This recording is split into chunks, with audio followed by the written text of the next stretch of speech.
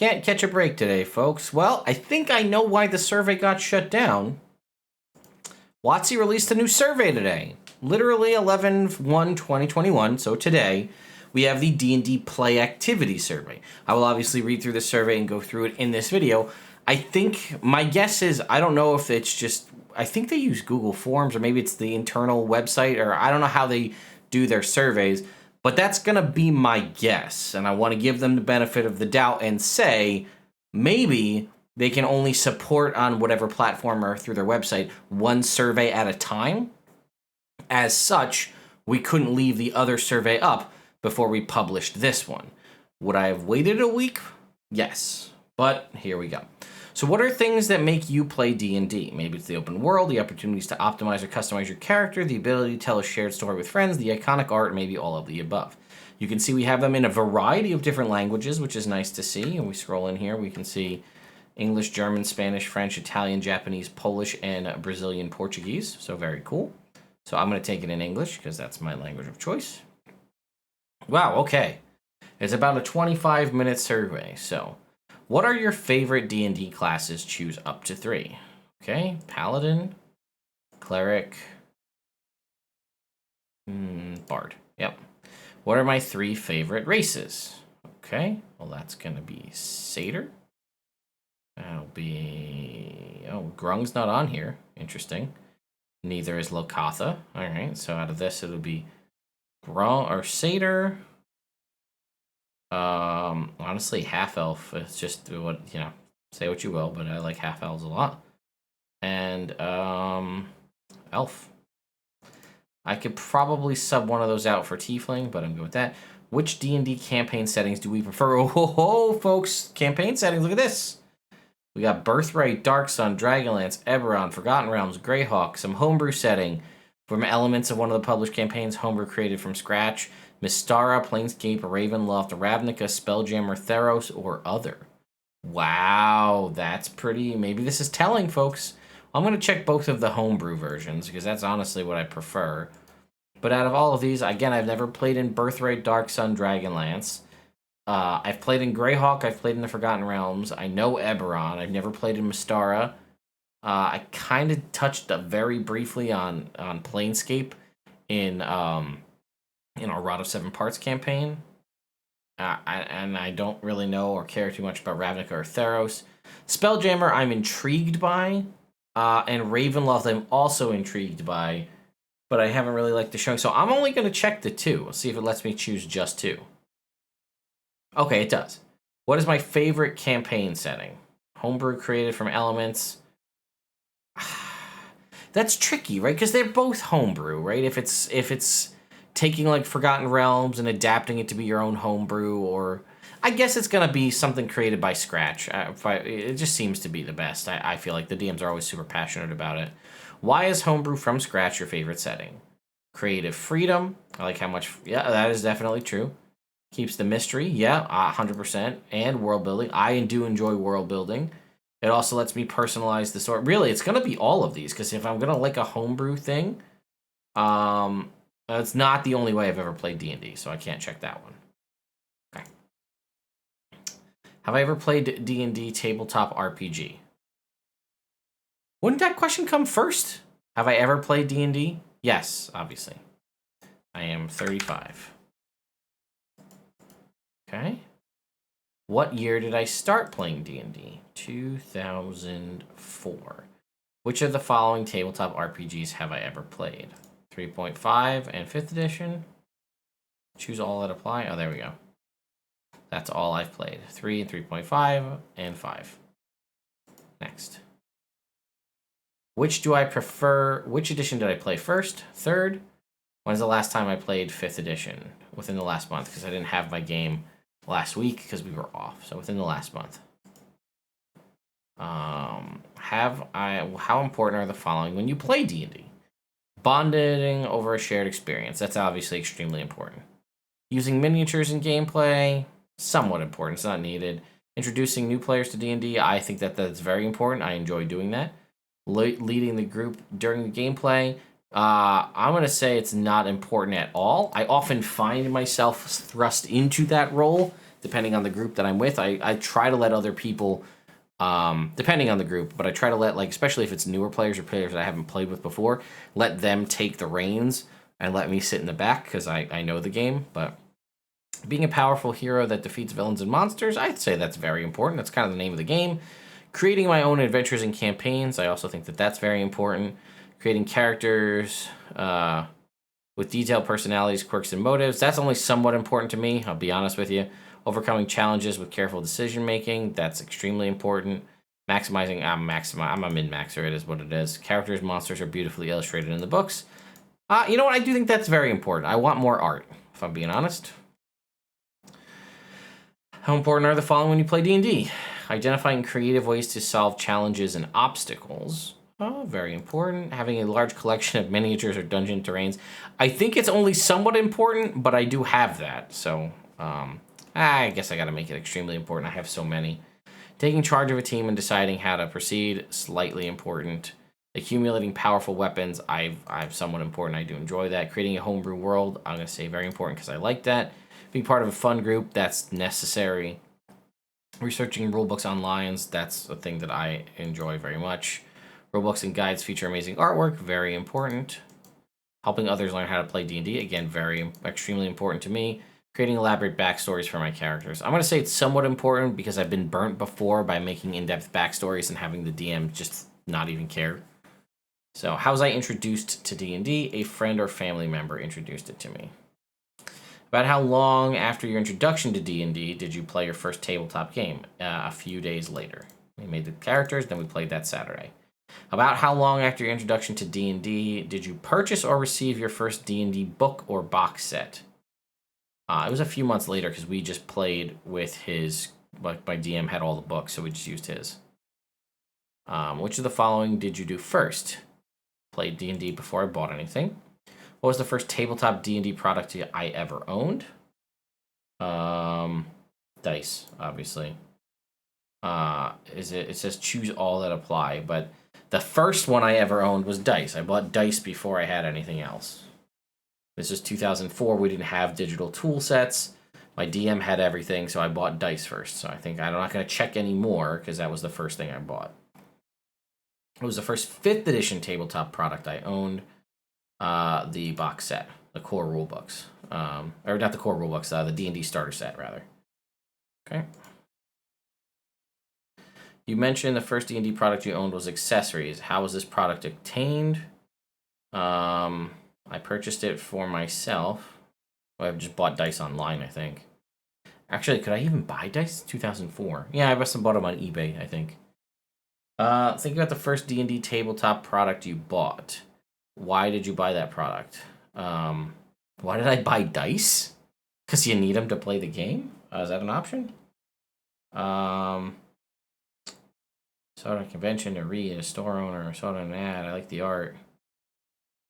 The first D&D tabletop product you bought. Unless they're not referring to the previous question. Let's go back. Oh no. What was the first D&D product? That was the question, right? The first D&D product you ever purchased? Yeah, it was dice. So for following that, I purchased it for myself. I started playing the game, I guess would be the one that checks. That's the most. I'm going to say other. It was dice. Okay, moving on. After that, what kind of D&D products did I get next? Okay, after buying dice or rulebooks. When was the last time you bought an official D&D product? Within the last month. Over the past 6 months, where did you typically buy physical versions of official 5th edition books? Local game store. For the last 6 months, where did you typically buy digital versions of official books? D&D Beyond. Are there any stores or sites you would like to buy official 5th edition books, whether they're currently not available? No, I don't think so. I think I'm happy with my current setup. I'm sure that's different for other people, but... Which of the following best describes your experience with character creation? I created my own PCs in the past, and I currently create my own PCs for use in D&D and at least occasionally. Never created my own character. I created my own character. Okay, yeah. What resources did you use to build your first character? Okay, so I used the core rulebooks and I used supplemental rulebooks when I built my character back in the day. And a friend who was familiar with D&D. That's true too. What resources do I currently use to build characters? The core rulebooks and the supplemental rulebooks. And D&D Beyond. Especially now, right? That's what I'm using. Have I ever been a DM? Yes, I have. What year did I first DM? 2008. The month is important. September. Okay. Which editions of Tabletop D&D have I ever DM'd? 3rd and 5th. In the past year, so what's the percentage over time did I spend? I'm going to say 90%. That's probably about right. When was the last time I DM'd 5th edition? It's been a little bit. I'm going to say within the last 6 months, though. In the past year, what percentage of your 5th edition D&D playing time has been spent as a DM? 85%. What kinds of content do you use when you DM?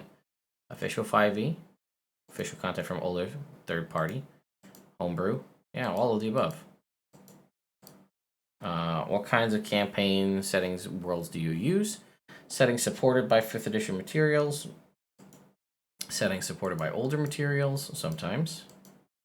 Sometimes third party. Really, I do all of the above, depending on what game I'm playing in. Typically, when you're running, I prep less than an hour. Do you modify official rules? Yes, I do. Do the following kind of modifications do you make? Adjust individual NPC or monster stat blocks? Yes. Change character creation and advancement rules? Yes. Change combat rules? Yes. Was the first time I played 5th edition? 2014? 2014? Yeah, in like the summer. I can only choose the first 7 months of the year. Go to 2015. Can I get the full 12?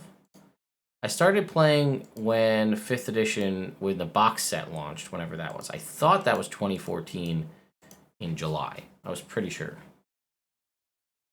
It might have been 2015. I don't remember, but that's what we're going to say. How often did you play 5th edition in the past 6 months? About once a week. Over the past 6 months, about how many sessions of 5th edition have you played per month on average? 4. The past 6 months, about how long have the average 5th edition sessions lasted? 2 to 3 hours. Before and during the COVID-19 pandemic, where/how did you typically play D&D? Before COVID, at home or at a friend's house, but also virtually with friends and family. And I did it online. That was sometimes too. During COVID, still sometimes at a friend's house because we're still kind of in COVID, but then also virtually. Which stores reopening and the loosening of with stores reopening, the loosening of social distancing measures, how do you think your tabletop D&D play frequency at the following locations will change going forward? It'll basically be about the same at a friend's house because that's the same. It's not applicable for me, not applicable for me, not applicable at a store. Not applicable, and then again, it's the same. Sometimes I played in AL stuff. I'm going to say it's probably a little less, I guess I should say. How did the COVID-19 outbreak affect your tabletop games? I started playing during tabletop. I spent significantly less time. Spent the same amount of time. We just transitioned to playing online. What platform services do you use to play D&D virtually? I use Discord. Sometimes, not all the time. I use Zoom. That's pretty much the main ones that we use. That's really it. Discord and Zoom. How many people, including you and the DM, are in the active groups you typically play 5th edition? Currently, including you and including the DM, 4. That's pretty consistent, and I have one group that's 5. But I don't have a lot going on at the moment. How many different people do you currently play D&D with, 5th edition D&D with in total?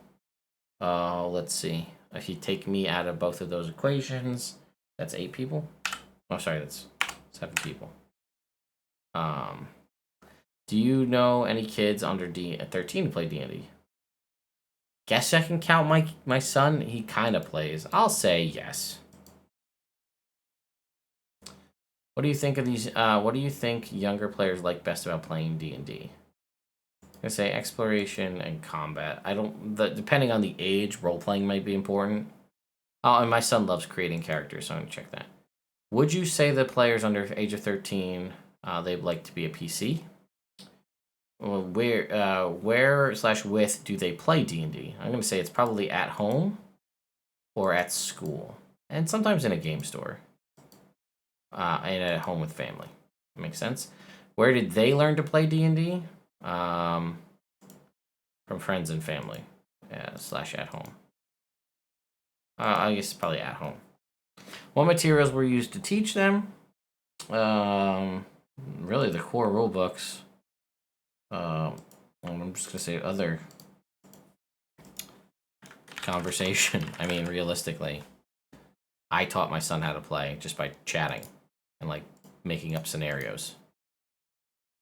Okay, have you ever personally taught or helped teach someone else? Yes, I have. Several people. Thinking of the people you've taught, what age ranges do they fall in? Under 13, and then 18 plus.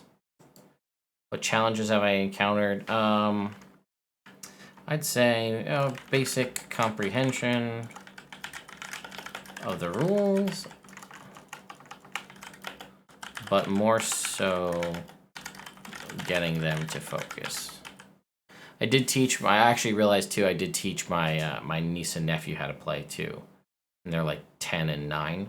And again, it's just getting them to focus long enough, or like when I tell something to them and then like they immediately do exactly what was like, just, you have this scenario, this is the scenario, and then they have to ask me to literally repeat what I just said. But I have to do that with 26-year-olds too, so it is what it is. Which of the following 5th edition core rulebooks have I bought? I've bought all of these in physical and digital. Which of the following have you bought? I bought that, the starter set, the Stranger Things, the Essentials kit. I've bought all of them. And I've bought... I wish they just had a check all button, because I've bought every single one of these. Oh, yep, every single one. And here's the other thing. I've also bought them all digitally, so that I can use them to make digital content. I don't have to carry books if I go to a convention or something. I can carry just my tablet or my laptop. Which of the following supplement? Oh man. Every single one. In both physical and digital. Clicking up all of these here. This is super thrilling content, I'm sure, as I just click to check boxes. It really would have put a check all option, because there's going to be people like me that also have bought all of these. Okay, which of the following official 5th edition accessories? Oh boy. Yep, bought that. The Sapphire. I did not buy the Sapphire dice.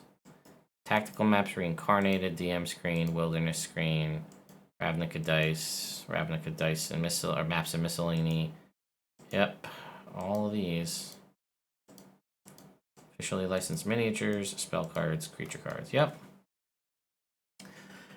Which of these D&D products? I bought the cards, and I did not buy the Adventure Begins board game. So that's one I cannot check. Okay, how many people, including yourself, use any of the core rule books that I own? I don't know. I'd say that at least 3 or 4 people that I play with consistently. I'm just gonna say 3. The books that I have, 4 if you include myself. You know what? I'm gonna bump it up to 5 just to cover in case we have a rotating person.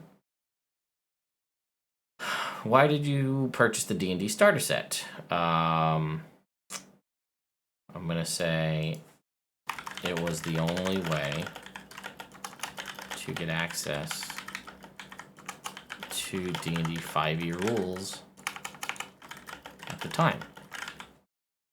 I guess I could say also to add to my collection. Oh, why did you purchase the Stranger Things starter set to add to my collection? Oh, I guess I should also say to make online D&D YouTube content, which is going to be for pretty much all of these. Essentials kit to add to my collection. And to make content. To add to my collection. And to make content. Would you say the following box sets are a good value for the price? The starter set, yes. The Essentials kit, yes.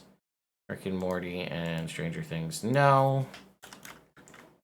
They're very niche products. When choosing to buy a D&D box set, how important is it to include the following? I'm going to say reference cards, not at all.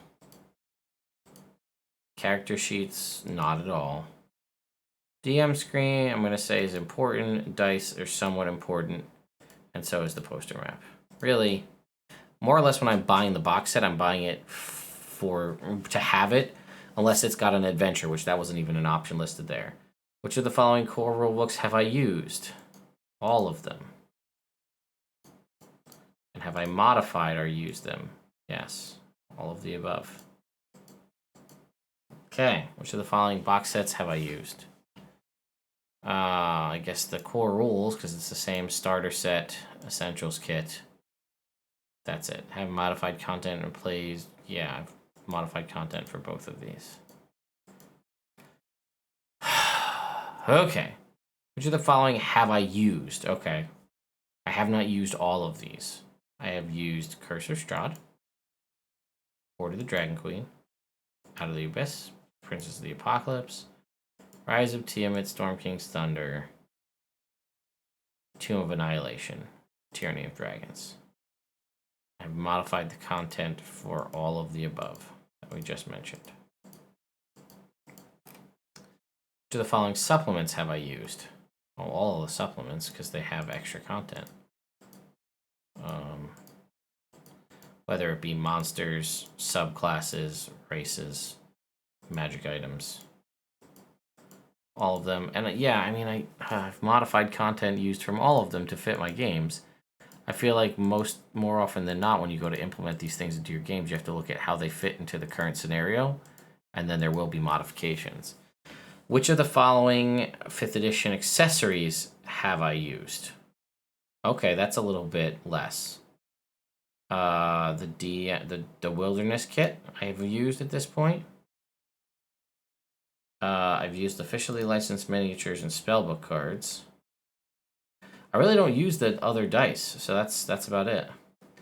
Which of these products have I used? None. The D&D cards I unboxed, the magic cards, are literally just sitting right here off the side. Just in a pile. How did you use the following products? To teach someone else how to play D&D. To play with my existing group. Play with people I don't usually play D&D with. This is going to be other. To make YouTube content. I didn't use the Essentials kit at all. How likely would you be to recommend the following? Extremely likely and very slightly likely here for the Essentials kit. I think the starter set is the best bang for your buck. Most Minds of Phandelver is great. How important are the following to you when deciding to buy a D&D book? Character backgrounds, slightly important. Races, very important. Classes, very important. Subclasses, very important. Feats, very important. Spells, very important. Magic items, very important. Monsters, somewhat important. Adventures, slightly important. And then the lore is also slightly important. Okay, moving on. What currency do I typically buy them in? US dollars. I am in the United States. In the past, why are they asking how much money? This is, okay. In the past 6 months, how much money have you spent on D&D products? Core rulebooks. 0. I haven't bought core rulebooks. 5th edition D&D Adventures. God, the past 6 months. Well, Wild Beyond the Witchlight came out. And I bought 3 copies of that. 2 copies of that. $100. Supplements. We had Fizz Bands. we had Van Richten's, let's say. So that's 2 books. Call it $200. Licensed 5th edition products. I'll just call it $50 from like this. Yeah, $75 DM screens and whatnot. D&D branded board and card games, no. Third-party adventure rule books, Kickstarters and things, on 150. Dice and other non-D&D branded stuff, nothing. Just call it $50. The past 6 months, about how much in USD did you spend on the following products? D&D services on D&D Beyond. No for the subscription, because I do it yearly. And the services on D&D Beyond, I don't know, call it $250. Something like that. Just ballparking it. Have I purchased D&D branded merchandise? Yes, I have. About how much have you spent on D&D products? I guess it's been a couple of t-shirts.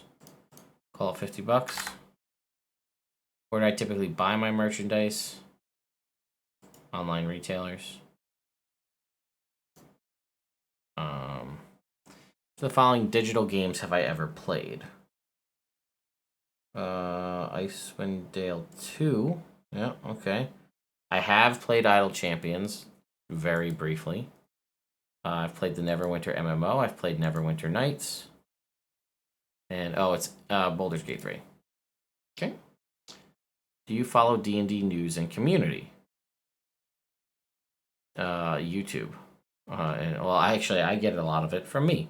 Hey, if you guys want to check other website forum and then type in Nerd Immersion, but I guess YouTube would be the answer for that. Do you follow D&D news and community? I'm going to say on YouTube, which is true, Discord, which is my Discord, and Twitter. Because honestly, so many of you guys provide me with feedback and updates, so I do appreciate it. In a typical week, how many hours do you watch D&D related content? That's tricky, because do you count editing my own videos? Because then if that's true, a lot. I'm going to say 6 to 10 hours. That's some middle of the road.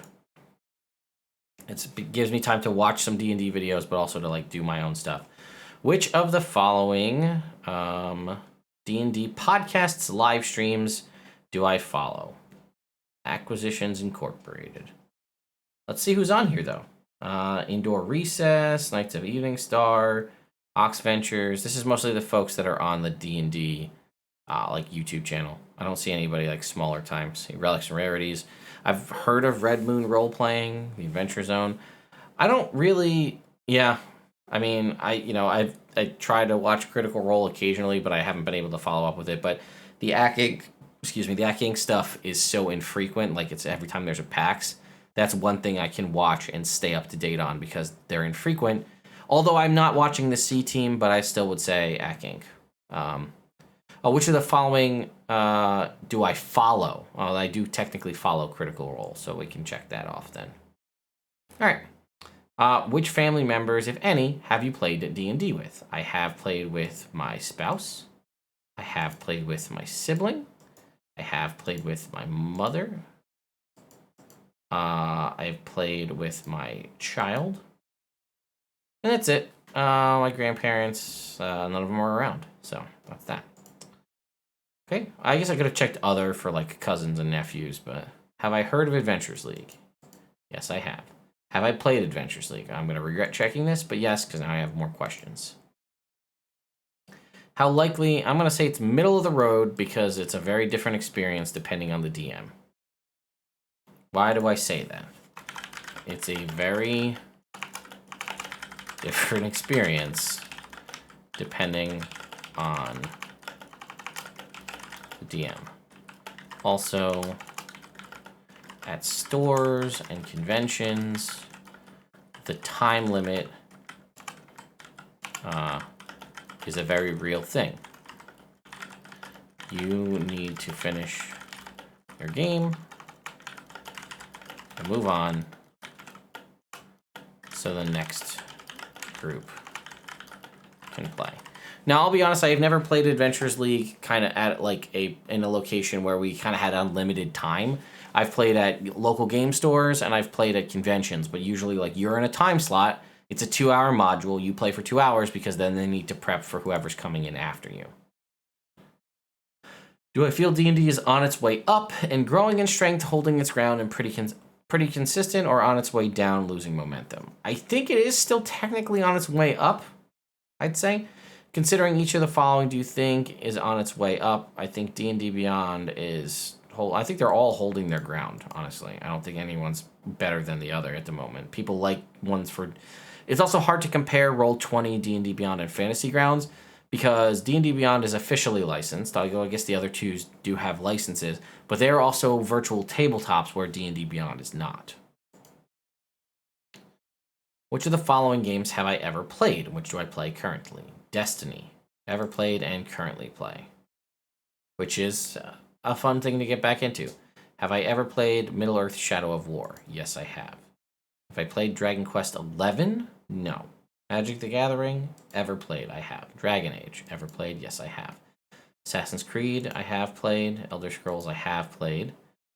Pillars of Eternity? Path of Fire? Final Fantasy? I have played. Monster Hunter? I have played. Hearthstone? No. The Witcher? I have played. Mass Effect? I have played. Yeah, so that's about it. What are your favorite games that you are currently playing? I assume they don't mean Dungeons and Dragons because they said these other games. So I'm going to say Destiny 2. I'm going to say Solasta Crown of the Magister. Smash Bros. Ultimate. That's a pretty accurate statement. Okay, I am a man. I identify as a man. And I am... Is there Caucasian an option here? Non-Hispanic white, I guess is me. Yeah. Okay. Submit. There we go, folks. That is the survey. We managed to complete it in 31 minutes. It'll probably be faster for you because you won't be narrating everything out loud like I was. I do stand by that I wholeheartedly believe this is why the other survey was taken down, so that they could make room for a new survey. Anyway, let me know your thoughts about this survey in the comments down below. Please go fill it out now, because it probably could disappear in a few days. Who knows anymore? So, thank you all so much for watching, and I'll see you next time.